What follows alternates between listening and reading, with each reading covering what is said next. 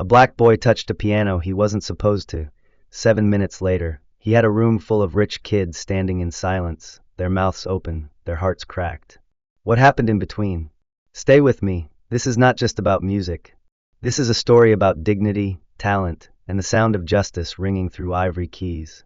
But before we begin, drop a comment and tell us, where in the world are you watching this from? And if this story moves you, don't forget to share it. Because maybe, just maybe, someone else needs to hear this too. It was just another overcast Thursday in Baton Rouge when Elijah Brooks woke up to the sound of his mother's footsteps in the kitchen, her shoes scraping the linoleum like they always did before sunrise. He never needed an alarm. The rhythm of her mornings was steady, like the gospel hum she sometimes let slip when she thought no one was listening. He stayed under the thin covers a moment longer, staring at the water stain on the ceiling, tracing the edge of it with his eyes. It looked like a hand reaching for something. Maybe the sky.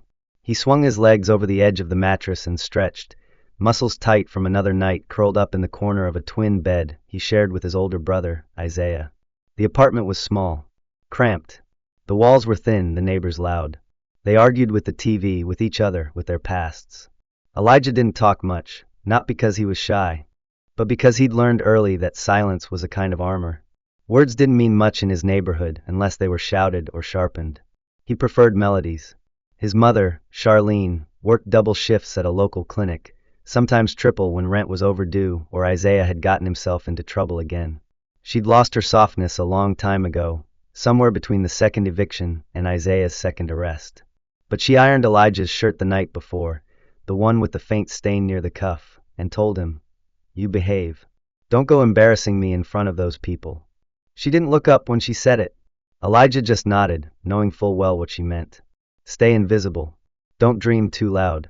The trip had been announced the week before, a joint arts exchange between Martin Luther King Jr. Middle School and Bayside Prep, a private academy across town with marble floors and last names that opened doors. Elijah had never been to that side of town. He'd heard about it though.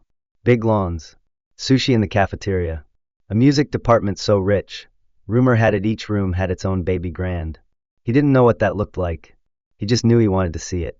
The bus ride felt longer than it was. As they passed from familiar to foreign, the scenery changed. Chain-link fences gave way to wrought iron gates, cracked pavement to smooth brick walkways. Elijah sat near the window, his fingers twitching with the memory of a melody he'd made up the night before. The keyboard at the rec center had been sparking again, half the keys useless, but he'd played anyway. He always did. The music was in him. It didn't care if the instrument was broken. It just wanted out. When the bus rolled through the front gates of Bayside Prep, Elijah felt his breath catch. It was like entering another world. Fountains gurgled politely beside manicured hedges. Statues stood in proud silence across the courtyard. Everything was still, clean, controlled. Even the air smelled different, like paper and lemon polish. He followed his classmates inside, head down, eyes scanning everything. The hallways were too wide, the lights too bright, the floor so polished he could see his own nervous reflection.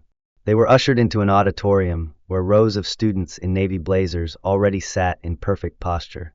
Elijah counted. Out of the 100 or so kids in the room, he was one of maybe 5 black students. The rest looked like they'd never skipped a meal, never worn the same shoes for 2 years straight, never watched their mom count change at the grocery store. A man with silver hair welcomed them in a voice smooth like church, saying something about unity and shared creativity. But Elijah felt more like an intruder than a guest. The Bayside Jazz Ensemble played. It was good. Too good, maybe. Every note in place, every solo rehearsed until it lost its soul. Elijah listened with a clenched jaw. Not because he wasn't impressed, but because he was. And because he knew he had music in him that none of them had ever heard. But he also knew no one would believe that. Not unless he proved it. They split into workshop groups. Elijah got assigned to a songwriting class in room 208. He didn't know any of the kids walking there with him. Their conversations floated around him. Teslas, ski trips, some new sneaker drop that cost more than his family's grocery budget. He didn't say a word. Just walked. Just listened. Room 208 was something out of a dream. Floor-to-ceiling windows, walls that swallowed sound, and instruments lined up like soldiers waiting for battle. But none of it mattered, because in the center of the room stood it. A Steinway Grand, black as night, polished to a mirror shine, lid open like an invitation. Elijah froze. It wasn't the first time he'd seen a real piano. He remembered the Philharmonic trip last year, how he'd ignored the music to stare at the pianist's hands. But this was different. This one wasn't behind velvet ropes. This one was here. Now. Inches away. And that's when he heard it. Don't even think about it. The voice was sharp, smug, polished like the floors. Elijah turned. A boy stood behind him, tall, blonde, hair slicked back like a movie villain. Two others flanked him, perfect in their matching monogrammed blazers. The leader's badge read PJW. "That's my dad's donation," the boy added, jerking his chin toward the piano. "You got anything like that in your neighborhood?" Elijah blinked. "Once. Twice. I wasn't gonna break it." "You sure about that?" PJ smirked. "Careful. Those keys aren't made for dirty fingers." The words hit like cold water. Fast. Unavoidable. A few other kids turned, eyes curious, amused. Elijah felt heat crawl up his neck, heard the blood rushing in his ears. He clenched his hands into fists at his side. The piano suddenly felt far away. Unreachable. Like everything else. He wanted to leave. He wanted to scream. But then someone laughed. And something inside him snapped. It was the laugh that did it. Not the insult. Not even the smirk. It was the casual cruelty, the offhand ease with which they dismissed him. Like his presence was an inconvenience. Like his worth was a joke. 1 second, Elijah was standing still. The next, he was walking, straight toward the piano. The room fell into a hush. Not silence. Just suspension. Like the air itself didn't know what to do. Preston's smirk twitched. One of his friends whispered, "No way," under his breath. Elijah didn't flinch. He pulled the bench out. He sat. His palms were damp. His throat dry. But his fingers? Steady. He hadn't planned to play. Hadn't even known if he could. This wasn't the beat-up keyboard at the rec center. This was real. This was weight. This was a sound that could carry. He raised his hands. Paused. Because in that second, he remembered his mother's voice. "Don't touch nothing you're not supposed to." But maybe this was what he was supposed to touch. And so softly, like asking a question, Elijah pressed one key. A C. It rang out clean. Bold. Like it had been waiting. Then came an E. A G. He built the chord by instinct. By heart. No one had taught him. No one needed to. His left hand followed, filling the room with walking bass notes, gentle but sure. His right hand danced above it, weaving a melody that had no name, only feeling. The room held its breath. And Elijah? He didn't play for them. Not anymore. He played for the nights he fell asleep to sirens and his mother's gospel hum. For the times he was told to sit down, shut up, stay in line. For the boy who'd never been invited, but came anyway. And he played like he belonged. The first time Elijah touched music, it wasn't on a piano. It was the rhythm of rain on the rusted metal roof above his bedroom, a storm humming lullabies through the ceiling cracks. He was 5, maybe 6, and Charlene was late again, working past curfew at the clinic. Isaiah had fallen asleep with his headphones on, back turned. The apartment was dark, the kind of dark that made shadows feel like people. Elijah had curled under the blanket, ears wide open, and somewhere between the thunderclaps and the groan of a leaking pipe, he started to hum. Just one long note. Just to see if his voice could blend with the storm. It could. And it did. From that night on, Elijah listened to the world like it was trying to tell him something in melody. There wasn't a piano in the apartment. There wasn't much of anything, honestly. A couch with stuffing bleeding out of its side, 2 mattresses on the floor, one tiny TV with a bent antenna. But Elijah made music with what he had. Plastic spoons and glass cups, the edge of the coffee table, the jangle of coins in a jar. His mother used to roll her eyes at the noise until one Sunday morning, he tapped out a rhythm on a cereal box that made her stop mid-pour and whisper, "Lord have mercy, that boy's got timing." When he turned 8, Miss Jenkins, the after-school volunteer at the rec center, noticed him tapping out patterns on the gym bleachers during snack break. She showed him an old keyboard gathering dust in the storage closet. It had only 42 keys, half of them chipped or silent. The C key stuck if you pressed it too hard, and the plug sparked like it was threatening to catch fire. But to Elijah it was treasure. He didn't know the names of chords. Didn't need to. His fingers moved by feel, tracing the shape of his own emotions. He played soft on the days his mom came home late, harder when she slammed the door and locked herself in the bathroom. When Isaiah got suspended again for fighting, Elijah wrote an entire song in his head about gravity, about how some people fall faster than others and don't even know they're falling until they hit the floor.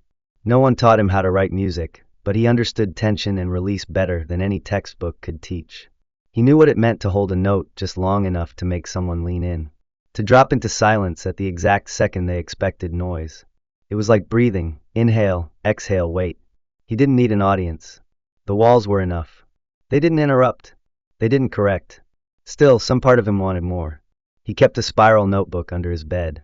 On the cover, in shaky blue marker, he'd written, "Ideas and songs and stuff." Inside were pages of half-written lyrics, chord sketches, random thoughts scribbled at 3 a.m. One page read, "What if the piano could talk back?" Another, "Mom doesn't cry, but she sounds like she might when she sings along in church." Some of the entries were dreams, ridiculous dreams, like play a song on a real piano, or have my own album, with my name on it, not just a username. He never said those dreams out loud, not even to Miss Delacroix.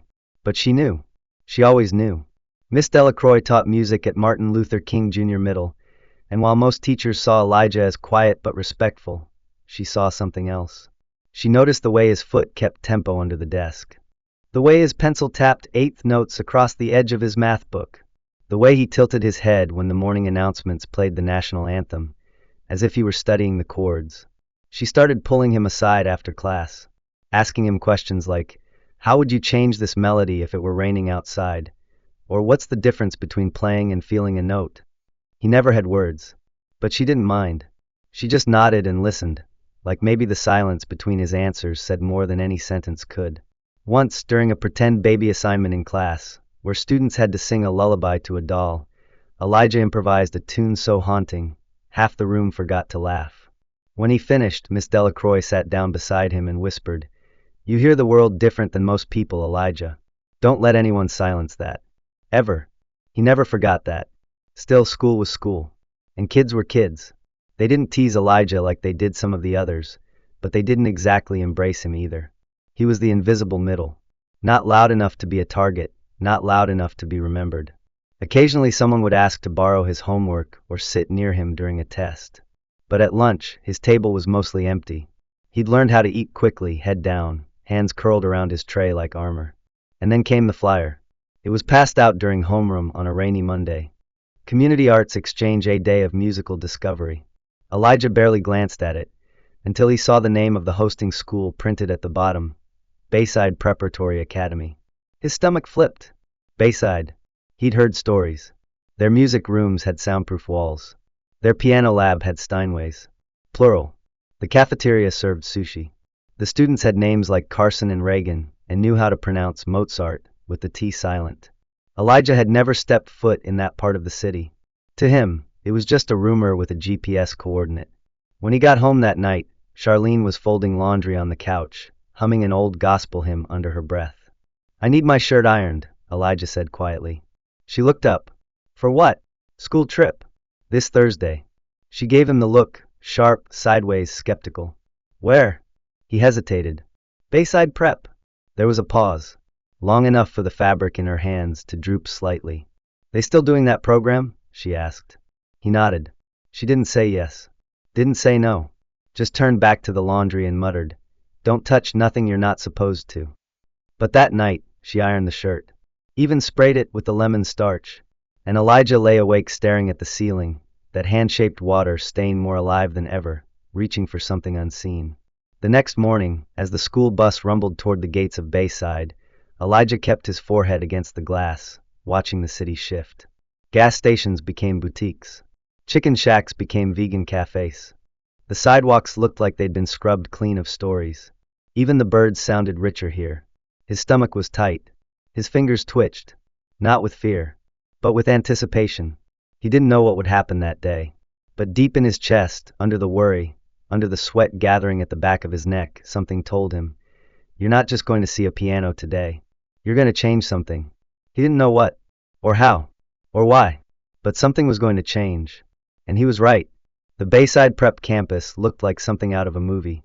Not the kind Elijah usually watched, with cheap effects and explosions. This was the kind of movie where everything gleamed, where even the sunlight felt curated. The bus hadn't even come to a full stop when Elijah felt the change. The students outside stood like they had all the time in the world, laughing in loose circles, tossing their hair, tapping their shiny shoes against the pristine stone paths. No one looked rushed. No one looked worried. As he stepped off the bus, Elijah felt like his sneakers were too loud. Every scuff, every worn-out inch of his soles screamed that he didn't belong. The concrete here wasn't gray and cracked like back home. It was pale, clean, almost glowing. The buildings stretched high, glass and metal and history stitched together with ivy and ambition. He could hear the distant trickle of a fountain. A real one. Not just pipes leaking behind the gym. They were led through arched corridors, their steps echoing in a silence that felt orchestrated. Elijah walked with his backpack clutched to his chest, not because he was afraid, but because it felt like a shield, something familiar to hold onto while his senses tried to keep up. Everything was too polished. The walls too white. The smell too sharp, lemon polish, maybe, mixed with new paper and a kind of expensive quiet he'd never known before. The students from Bayside didn't stare openly. That would have been too obvious. But Elijah saw the side glances, the raised brows, the little half-smiles that weren't really smiles. Like they were watching a documentary walk past. Some of them had name tags pinned to their sweaters. Elijah didn't even know people wore name tags at school, unless it was the first day of kindergarten or a parent-teacher night. Inside, they were given glossy programs with a full schedule, each session with its own title, instructor, and location. Elijah's was 208 Contemporary Songwriting Techniques. The room number sounded like a code to a place he wasn't supposed to find. He followed the map on the back of the brochure, tracing the printed lines with a finger that trembled slightly, then folded it into his pocket and walked. He passed a hallway lined with framed student art, each piece more extravagant than the last. One painting, an abstract burst of orange and teal, had a tiny placard underneath it. The price, $200. Elijah blinked. He could draw too. At home, in the margins of his notebooks, in the dust on the windowsill. No one had ever offered him a cent. But here, art had receipts. He reached room 208, just as the rest of his group filtered in. The room was drenched in sunlight. Huge windows overlooked a courtyard where cherry trees bloomed, even though it was only March. Elijah paused just inside the door, eyes scanning. The walls were lined with guitars, ukuleles, even a cello tucked into a corner. Sheet music was stacked neatly on shelves, and a whiteboard had today's prompt written in perfect handwriting. Write what you've never said. But none of it mattered, because there, at the front of the room, sat a grand piano. Not upright, not dusty, not chipped or sparking. A black Steinway, full-bodied, gleaming like it had never known dirt. Elijah didn't breathe for a second. He wasn't sure if he'd ever seen anything so perfect. And that was when he heard it. Don't even think about it. The voice didn't rise. It didn't need to. It was full of command. Elijah turned slowly. The boy was tall. Hair slicked back in a way that said it had been styled, not just combed. His blazer was fitted, monogrammed on the chest PJW. The kind of initials that came stitched into things. Two other boys stood beside him like shadows, one chewing gum like it was a weapon, the other flipping a pen between his fingers without looking down. That's not a toy, the tall boy added. It's a donation. My father's. Elijah didn't say anything. He wasn't sure what response would be safe. The boy tilted his head. You got a Steinway where you come from? No, Elijah said finally.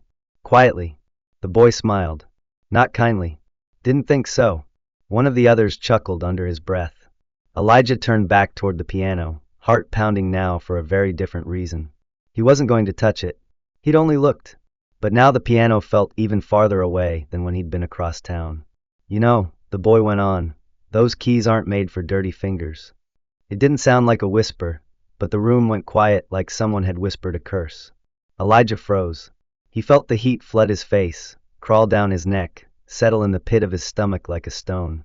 He'd been mocked before, teased, ignored, but never like this. Never in a place that was already trying to convince him he didn't belong. The other students had turned. Not everyone, but enough. A half-dozen sets of eyes. Watching. Waiting. No teacher in sight yet. No one to say stop. Just a stage and an audience and a moment splitting open at the seams. He could walk away. He should walk away. Charlene's voice echoed in his head. Don't touch nothing you're not supposed to. But his mother didn't know. She didn't know that some things had to be touched. Not to ruin them, but to understand them. And suddenly he was moving. Later, Elijah wouldn't remember the decision. Only the weight of it. He walked straight past Preston and his entourage, their expressions cracking with disbelief. He reached the piano, pulled out the bench, sat down. The keys gleamed up at him. Smooth, cool, quiet. The room wasn't silent. Not really. There was still breath, still tension, still electricity coiling in the air like static waiting to strike. Elijah lifted his hands. He didn't know what he was going to play. He only knew that he had to. Because the moment demanded it. Because his silence couldn't say what he needed it to say. Because if he left now, this would be the only story they'd ever tell about him. He exhaled and let his fingers fall. A single note. Soft. Clean. Then another. Then a third. A chord bloomed like a promise. And Elijah closed his eyes. Not to escape, but to see better. The music came without hesitation. Not perfect, but honest. He played the song he'd written in his head weeks ago, sitting on the stoop, waiting for his brother to come home. It didn't have a name, only a shape. It started with loss, shifted into longing, lingered in the spaces between. It didn't build like a performance. It unfolded like a memory. No sheet music. No permission. Just feeling. Just truth. As he played, the room changed. The silence deepened, not with judgment, but with reverence. The boys behind him didn't speak. Couldn't. Even the windows seemed to hold their breath. And when he hit the final note, letting it ring out like a question he didn't need answered, he sat for a moment longer, letting the air remember him, letting his presence settle into the corners of the room like light through stained glass. Then he stood, slowly, and for the first time in his life, Elijah Brooks walked away from a piano not because he had to, but because he chose to. The silence behind him, it wasn't empty. It was full. There was a breathless hush when Elijah pushed back the bench and stood, his palms still warm from the keys. He didn't look back. He didn't need to. The silence behind him said enough. Not a single shoe scuffed the floor. No chair creaked. No cough or whisper filled the room. It was the kind of silence that didn't demand explanation. It held it. As he stepped away from the piano, Elijah felt the beat of his own heart pounding so loud it was almost musical. He hadn't rehearsed. He hadn't even planned to touch the thing. But now it felt like he'd carved something permanent into the room. Something unerasable. Something undeniable. Then the door creaked open. The instructor, a tall woman with salt and pepper curls, a clipboard pressed tight to her chest, paused mid-step as her eyes took in the motionless class, the stunned expressions, and finally, Elijah standing a few feet away from the open Steinway. "Did I miss something?" she asked, her voice measured but genuinely curious. A girl in the front row, cheeks still flushed, nodded slowly. "Yeah, you did." The instructor blinked, looked at Elijah again, then glanced toward the piano. She opened her mouth as if to say something, but before she could, another sound cut through the heavy air, clapping. Just one pair of hands at first, somewhere in the middle rows. Then another. Then a few more. The sound grew, not thunderous, but real, full, authentic. Elijah's throat tightened. He hadn't expected this. He had expected confusion. Maybe scorn. At best, awkward silence. But not this. Respect. It hit him all at once. Not just the applause, but the feeling behind it. Not everyone was clapping, but enough were. Enough for him to know that something had shifted. Enough to know that what he had just played had reached past their money and uniforms and built-in confidence, and cracked open something deeper. He caught sight of Preston. The tall boy stood near the back now, his arms folded, face unreadable. His friends were silent, no longer smirking. Preston's eyes met Elijah's for a brief second. There was no apology in them. No acknowledgement. But there also wasn't the same cold superiority from before. There was something else. Something Elijah couldn't quite name. Not yet. Then the moment passed. The teacher moved toward the front, flipping through her clipboard, trying to collect the rhythm of the room again. "Well, I suppose we're warmed up," she said with a half-smile. "Why don't we jump in?" But Elijah was already moving toward the door. He didn't want to stay. Not because he was afraid, but because he had already said everything he needed to. In notes. In silence. In nerve. He opened the door and stepped out into the hallway, and stopped. A crowd had gathered. Students from other workshops. A few teachers. Maybe even some of the campus staff. They weren't talking, not yet. Most just stared. A few looked confused. Others amazed. But one face stood out among all the rest, Miss Delacroix. She stood near the back of the group, a hand covering her mouth, not in shock but something softer. Her eyes were wide and shining, not with surprise but with pride. Real, raw pride. Elijah looked down. He hadn't wanted to be seen like this. But maybe he had. She walked slowly toward him, her hand dropping to her side. "You really played that?" she asked, voice barely above a whisper. He nodded. "That was yours? That music?" He nodded again, not trusting his voice to hold steady. She looked over his shoulder, then back at him. "Elijah, that wasn't just good. That was something people remember." He opened his mouth to say something, but before he could, another figure approached. A woman in a gray blazer, tall, confident, and unfamiliar. She bent slightly so they were eye level. "I'm Mrs. Coldwell," she said. "I run the advanced music program here." Elijah blinked, unsure whether to speak or run. She didn't wait for his answer. "I heard you from down the hall." Still he said nothing. His brain couldn't catch up to the speed of his pounding heart. "Have you ever had lessons?" she asked. He shook his head. "Where did you learn to play like that?" He hesitated. "At the rec center. And home. Sometimes." She smiled, not with amusement but recognition. "You've got something, Elijah. Something rare. That kind of ear, that kind of expression, you don't teach that. You guide it. You nurture it." Before he could reply, she stepped aside and let Miss Delacroix in again.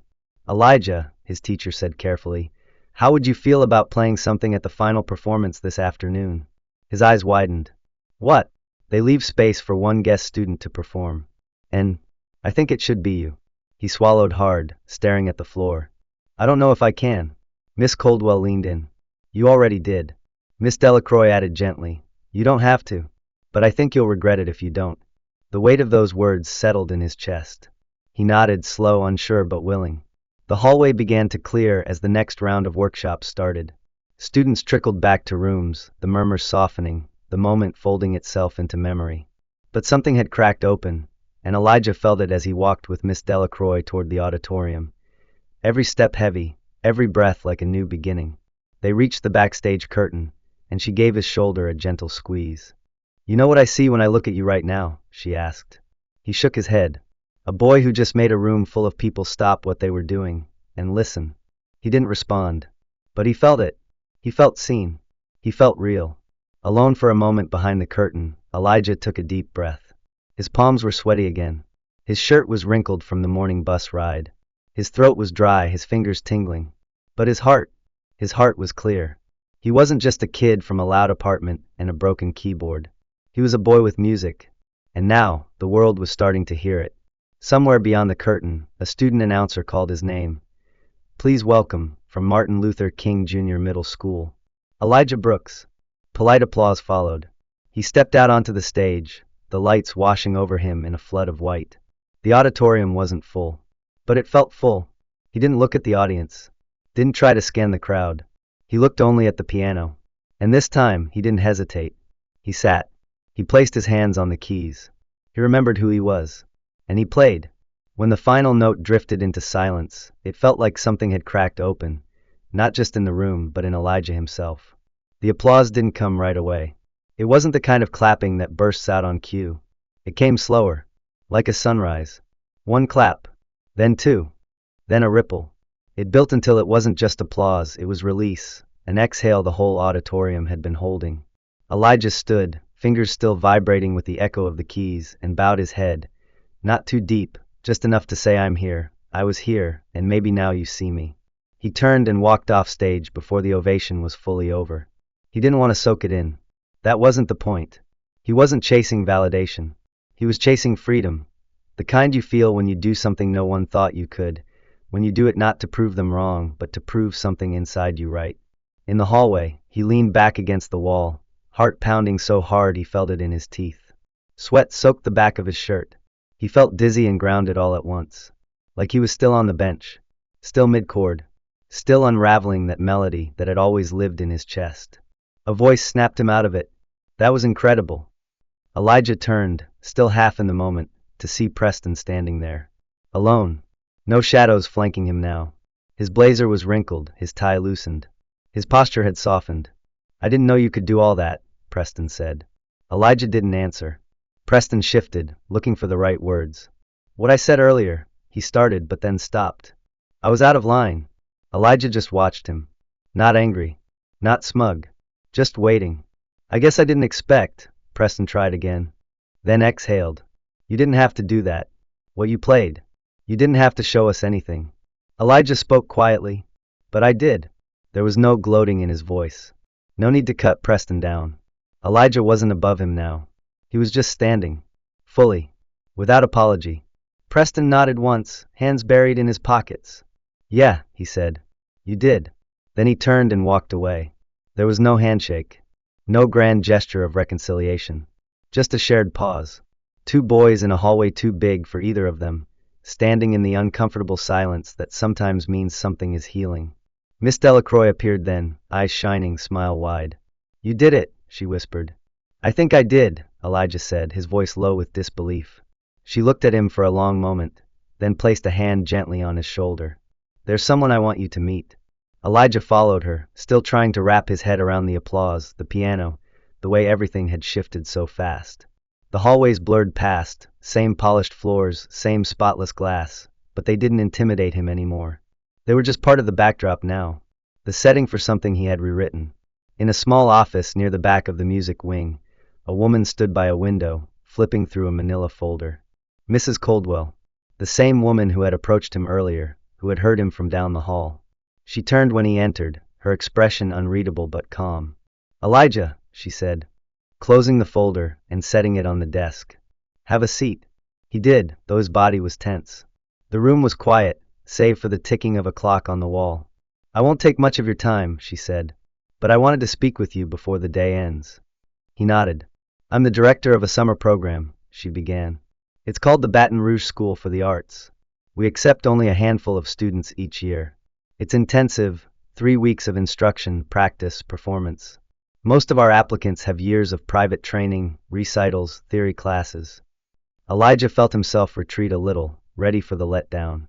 But, she said, holding his gaze, every now and then we find someone like you. Someone with raw instinct. Natural connection. Someone whose music doesn't just sound good, it says something. She slid a paper across the desk. This is a formal offer. Full scholarship. Meals, housing, supplies, everything covered. All you have to do is say yes. Elijah stared at the paper. He didn't reach for it. He wasn't sure he was allowed to. I don't have money, he said quietly. You won't need it. My mom, she'll think it's a scam. Miss Delacroix stepped forward. I'll talk to her. She'll want to know this is real. Elijah looked up at her, eyes wide. You think she'll say yes? She'll be scared, Miss Delacroix admitted.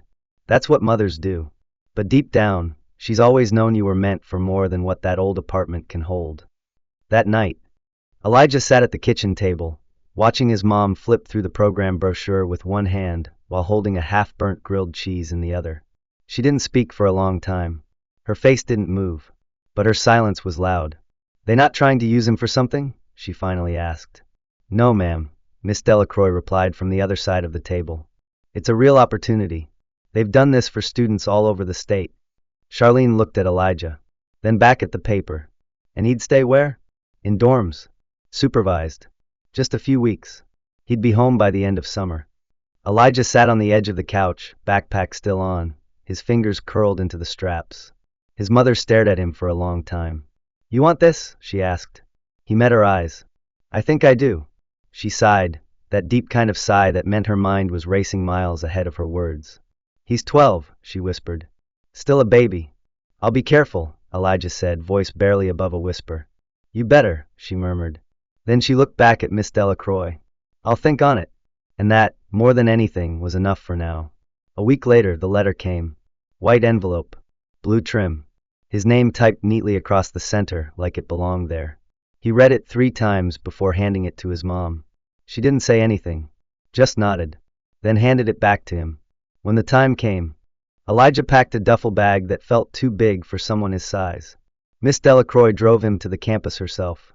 On the way, she told him about other kids who had gone through the program, some who had never touched a real instrument until their first lesson, some who now played at Carnegie Hall. But none of them sound like you, she said. And I mean that. The campus wasn't like Bayside. It wasn't shiny. It wasn't perfect. But it was real. Honest. The music building had chipped paint and benches worn smooth by years of waiting. Elijah liked that. It felt like a place where he didn't have to prove anything, only be something. On his first day, he played in front of 3 instructors. They didn't ask where he came from. They asked what key he felt most at home in. He said D minor. They nodded like they understood. By the end of the first week, he'd written 3 new pieces.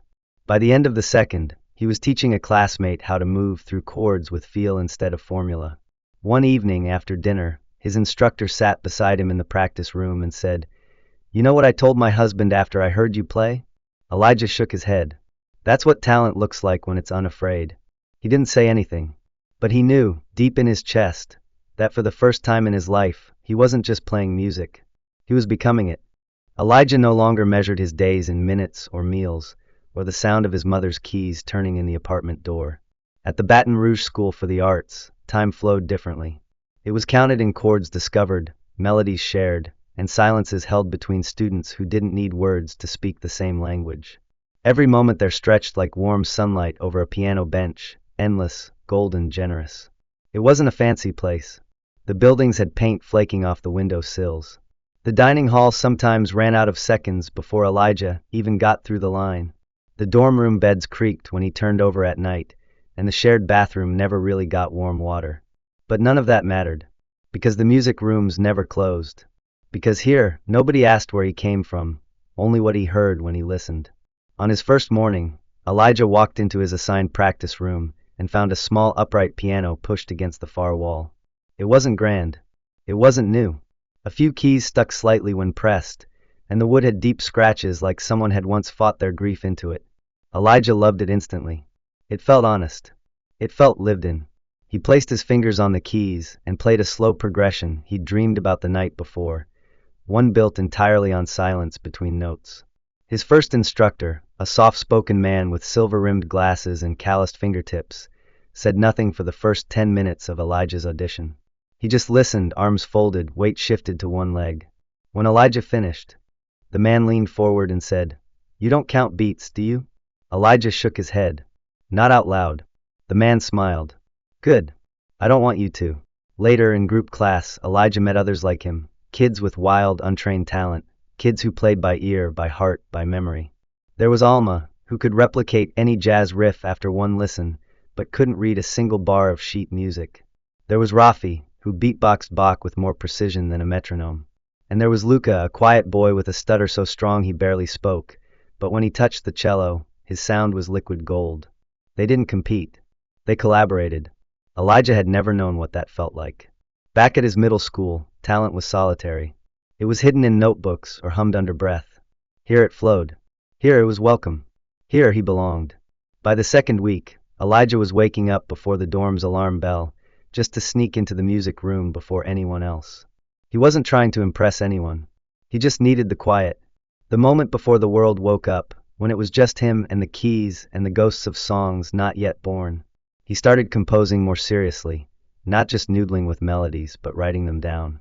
One instructor, a woman with sharp eyes and softer hands, handed him a blank staff notebook and said, "Fill it. Don't think. Just feel." Elijah filled 3. He titled each song not with words but with questions. What if rain never stopped? How does it feel to be seen? Will the world listen if I whisper? One night, after a long session in the practice hall, he sat on the steps outside the dorm, legs stretched in front of him, fingers stained with graphite and smudged eraser. The air smelled like summer grass and old brick. Above him, the stars looked different, closer somehow, like they were listening. He pulled out his notebook and began to write, not music, just words. A letter to no one in particular. I didn't know I could feel like this. Not big. Not special. Just a real. When I'm playing, I don't think about where I came from or what people expect. I just am. That's enough. It has to be. His roommate, a boy named Theo with a buzz cut and fingers twice the size of Elijah's, came out and sat beside him. He was the kind of kid who never used more than 5 words at a time, but played the drums like he had thunder in his bones. "You're always out here," Theo said. "It's quiet," Elijah replied. Theo nodded. "You sound different now. When you play." Elijah tilted his head. "Different how?" Theo shrugged. "Like, you're not afraid of being loud." Elijah didn't answer, but the words curled into him and stayed there. Later that week, they had their first live showcase. Each student had to perform an original piece in front of the staff, the other students, and a few local musicians who visited each summer to scout talent. Elijah was nervous, not because he feared messing up, but because this piece was his. Deeply his. It wasn't a song. It was a confession. A secret. A prayer. He walked onto the small stage in the auditorium, the lights softer than Bayside's, the air warmer. He wore the same shirt from the day he first touched that Steinway, now properly pressed, stain faded. He didn't look at the crowd. He didn't need to. He closed his eyes, let his breath fall steady, and played. The piece began with a low, uncertain motif, like footsteps on unfamiliar ground. Then it swelled, chord by chord, into something bolder. There were stumbles built into it on purpose, moments where the rhythm skipped, where the melody turned back on itself, because Elijah wanted the audience to feel the tension, the struggle, the wonder of trying to find your place in a song that wasn't written for you. And then halfway through it changed. Not because he planned it, but because in that moment something shifted. He began to improvise. He let his right hand break free from the structure, let the melody wander into places the sheet hadn't planned. His left hand caught up, steadying the rhythm. Together they danced. When the final note fell, the silence that followed was the kind Elijah had come to love. Not empty, but full. The applause wasn't thunderous. It didn't need to be. It was steady, real. A hand on the shoulder saying, "We hear you." After the performance, one of the local musicians, a jazz pianist named Roy who had once toured with legends, approached Elijah backstage. He looked him up and down, then said with a grin, "You got church in your hands, boy. And cities. And storms." Elijah smiled, not wide, but honest.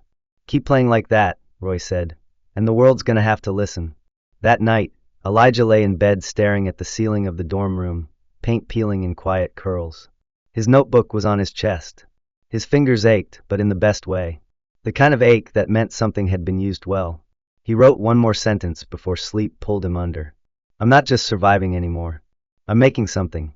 Something that wasn't here before. And that means I belong."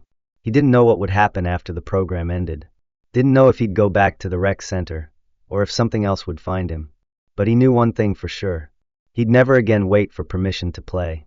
By the time the summer sun dipped into September and the program neared its end, Elijah had grown in quiet, powerful ways. Not just in skill, though his playing had gained complexity, layers, depth, but in presence. In the way he moved, the way he stood, the way he listened. He no longer shrank into corners. He took up space, not loudly, not with ego, but with something stronger. Certainty. People began to notice. One of the instructors, an older woman who'd been silent most of the summer, pulled him aside after class and said, "You don't play like you're trying to prove something anymore. You play like you know you belong." Elijah hadn't realized it until she said it, but she was right. He had stopped trying to be good enough for others. He had started playing for himself. It was during the final week that Mrs. Coldwell returned to the school, her clipboard tucked under her arm, hair in a tight bun, heels clicking down the hallway like punctuation marks. She stopped Elijah in the dining hall, her tone brisk but not unkind. "We're holding a fall recital next month at Bayside Prep," she said. "A showcase of what the summer program produces. I want you to perform." Elijah blinked. "At Bayside?" She nodded. "Yes. And not just as a student. As a statement. You'll be the final act. A surprise performance." He hesitated. The thought of walking back through those doors again, through polished halls and long stairs and the weight of every unspoken assumption, made his stomach twist. "Why me?" he asked. "Because your music doesn't ask for space," she said. "It takes it. And they need to hear that." He didn't give her an answer right away. He needed time. Time to wonder if returning to the place that had once made him feel small would feel like healing, or reopening a scar. But when he sat at the piano that night, alone in the practice room, he closed his eyes and imagined the stage again. The lights. The audience. The same Steinway he had first touched under a storm of judgment. And then he imagined something else, his hands on the keys, not trembling but certain. He whispered into the empty air, "Okay, I'll do it." The weeks that followed passed in preparation. He didn't choose one of his old songs. He didn't want to carry anything that had once been born of pain or defense. This time, he wanted to write something new. Something that reflected not who he'd been, but who he was becoming. He called the piece Movement. It started low, just 3 notes in a slow, rising sequence, like footsteps climbing out of something deep. Then came a shift, a syncopated rhythm that danced and pulled, challenged the ear. Elijah worked on the piece every night, carving space between homework and evening check-ins, missing meals sometimes, scribbling ideas on napkins and scrap paper. When he finished it, it was unlike anything he'd ever written. Not flashy, not grand, but full of risk. It moved. It refused to settle. And it felt like him. On the day of the recital, Elijah didn't wear a new suit. He wore his best shirt, now without wrinkles, and pants that actually fit. His hair was trimmed, his shoes clean. He stood backstage at Bayside Prep, this time not as a visitor, not as an outsider, but as a featured artist. The auditorium looked the same. The clean rows, the shining lights, the polished stage floor. But Elijah had changed. And so the space felt different. No longer towering. No longer sacred. Just another room. Just another piano. Miss Delacroix sat in the front row, purse in her lap, posture proud. Next to her sat Charlene, Elijah's mother, in her best blouse. Her hands clutched the armrests like they were keeping her grounded. She hadn't wanted to come at first. She'd muttered things like, "I don't know what people like that want from boys like you, and don't let them use you to look good." But she had come. And now she was there, eyes locked on the curtain like they were trying to see through it. Elijah stood behind that curtain, breathing in through his nose, out through his mouth. He heard the announcer's voice. Tonight's final performer is a young man who reminds us why music still matters. Please welcome Elijah Brooks. He walked out steady. Not fast. Not shy. Just certain. The applause was polite, expectant. He didn't look at the crowd. He didn't need to. The Steinway waited at center stage, its black surface gleaming under the lights like a memory reborn. He sat, placed his hands, took one breath, and played. Movement didn't tell a story. It asked a question. It began with hesitation, grew into curiosity, and pulsed forward like discovery. Every phrase was a conversation between then and now. His left hand carried the weight of the world he came from, syncopated, grounded, aching. His right hand reached upward, seeking light, threading in and out of tension.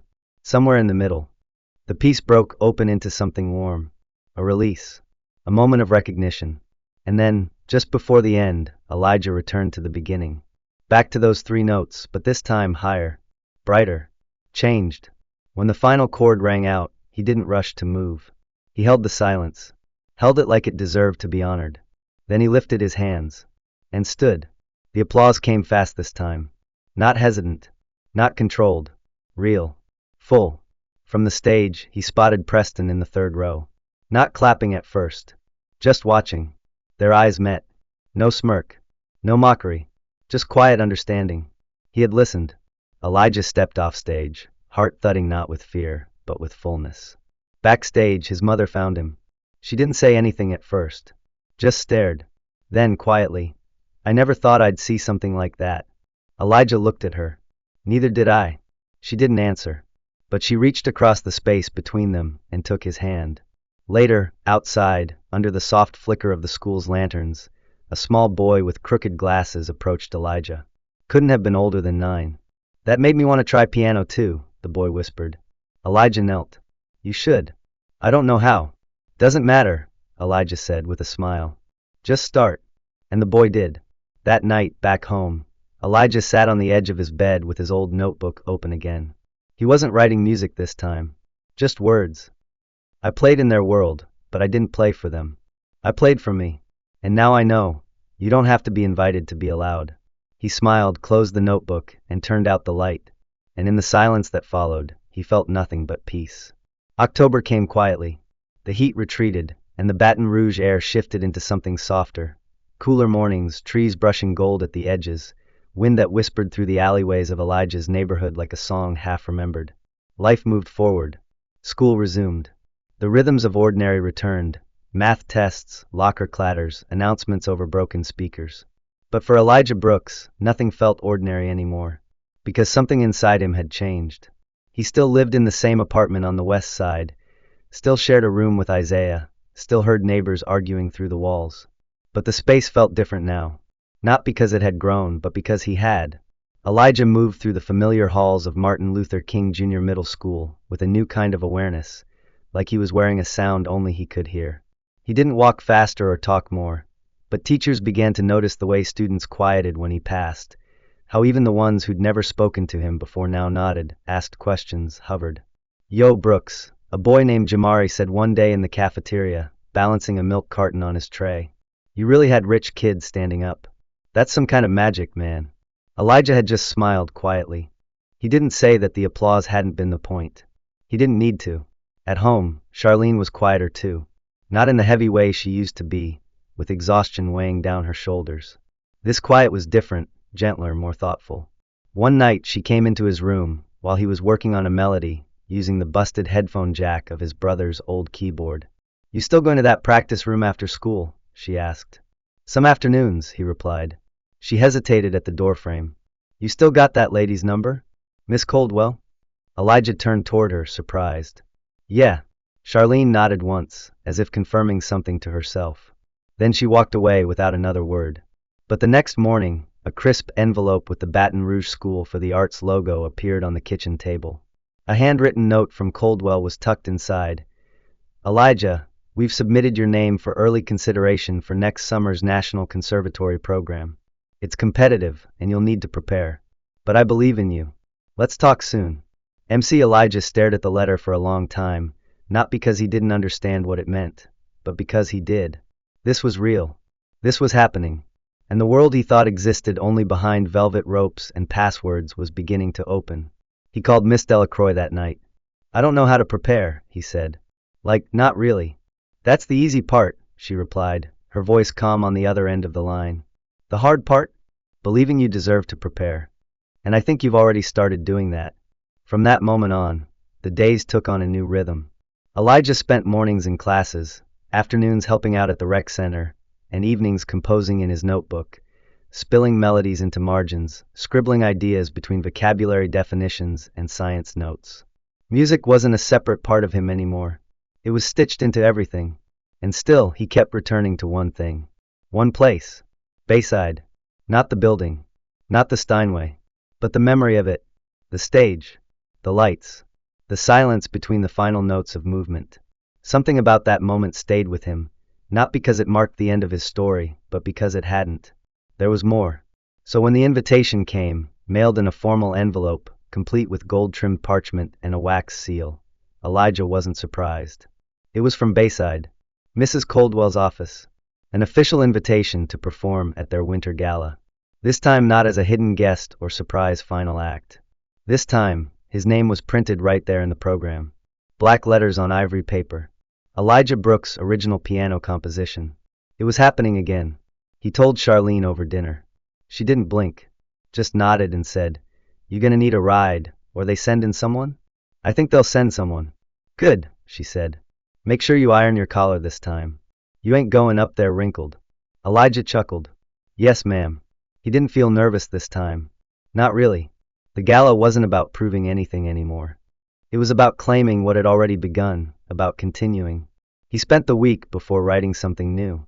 A piece built entirely on variations of one theme, arrival. It began like footsteps entering a space, uncertain, curious, and gradually opened into something fuller, more grounded. Midway through, it introduced a call and response between right and left hand, as if two versions of himself, past and present, were talking. By the end, the melody slowed, thickened, turned inward. Not triumphant. Not dramatic. Just true. He called it Threshold. On the night of the gala, Elijah stood in the wings once more, this time in a borrowed blazer and shoes that didn't squeak. The stage was familiar now. The seats, filled with donors and faculty and students in ties and pearls, no longer loomed. They just sat, waiting. When they called his name, he stepped into the light like it was home. He didn't scan the crowd, though he caught sight of Miss Delacroix near the front, and Charlene a few rows behind, her arms crossed tight, eyes focused. He sat, breathed, played. Threshold unfolded like a story only he could tell. It had no grand statements, no show-off flourishes. It was a quiet conversation between fear and faith. A musical memory of what it felt like to open a door and not know what was on the other side, but to walk through it anyway. When it ended, the room was still. Not stunned, attentive. Listening, even in silence. And then the clapping began. No longer polite. No longer surprised. It was acknowledgement. It was respect. It was yes. Afterward, people came up to him, teachers, parents, students. They asked where he learned, what he'd do next, if he had an album, a teacher, a plan. He answered as best he could. But the moment that stayed with him most wasn't with an adult. It was with another kid. A girl, maybe 10, with braids and oversized glasses, walked up shyly while he was packing up his sheet music. I want to play piano now, she said. Elijah smiled. You should. I don't know where to start. You already did, he said. You just said you want to. She grinned. He handed her a folded piece of staff paper from his bag. This is how I started. Write down how you feel. Doesn't have to make sense. Just start. She took the paper like it was a treasure. Later that night, back at home, Elijah sat at his window, the notebook in his lap once more. He opened to a fresh page. He didn't write a melody. He didn't write lyrics. He just wrote this. I was never supposed to sit at that piano. Not because I couldn't, but because the world told me not to. But I did. Gently. Honestly. Fully. And the sound that came out wasn't perfect. But it was mine. If you're wondering whether you're allowed to try, you are. You don't have to be invited. You just have to sit down. Then he closed the notebook, leaned back, and let the city hum around him. And for the first time, he didn't wonder if the world would hear him again. He knew it would.